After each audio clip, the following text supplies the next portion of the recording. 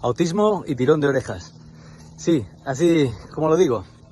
El tirón de orejas o ear pull es una técnica osteopática que practicó mucho el doctor John Edwin Applegate, mi profesor y mentor, durante muchos años en un hospital de Michigan para niños autistas. Y consiste en estirar suavemente de los oídos, de las orejas, del pabellón de la oreja, para de alguna manera minimizar las tensiones del tentorium cerebeloso. El tentorium cerebeloso es el lugar donde se apoya el cerebro en el sistema meningio y está conectado directamente con la pirámide petrosa del temporal. Así que los huesos temporales, donde se ubica el oído interno, es donde se están insertando las meninges.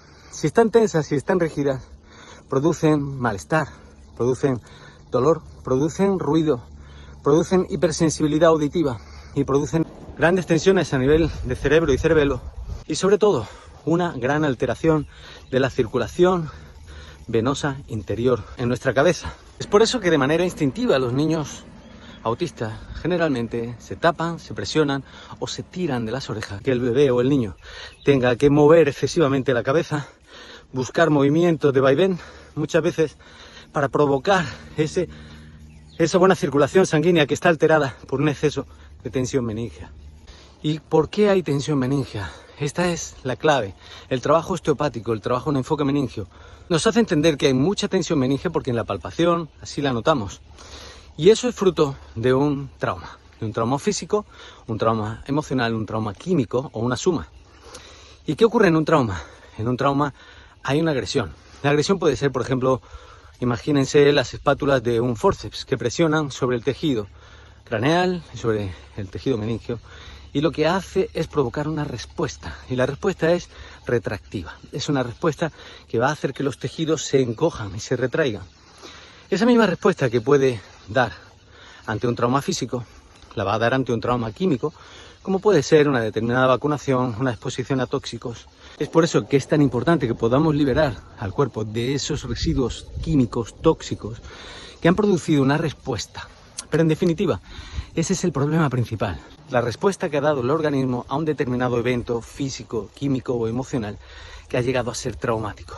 Eso va a producir una respuesta de protección y retracción tisular, que es la que está detrás, prácticamente siempre, del autismo y que encontramos como una tensión meningea y en los tejidos aponeuróticos y craneales muy importante.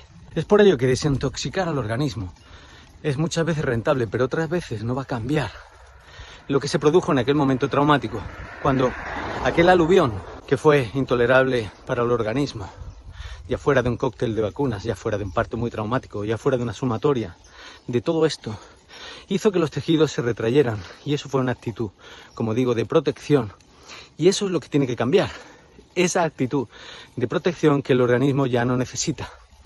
Por lo tanto, no solamente hay que desintoxicar al organismo y a los tejidos de esa carga, sino que sería importante que los tejidos volvieran a tener una nueva actitud, una actitud donde pudieran relajarse y donde pudieran empezar a encontrar su memoria tisular y su estado original, basal, anterior al trauma.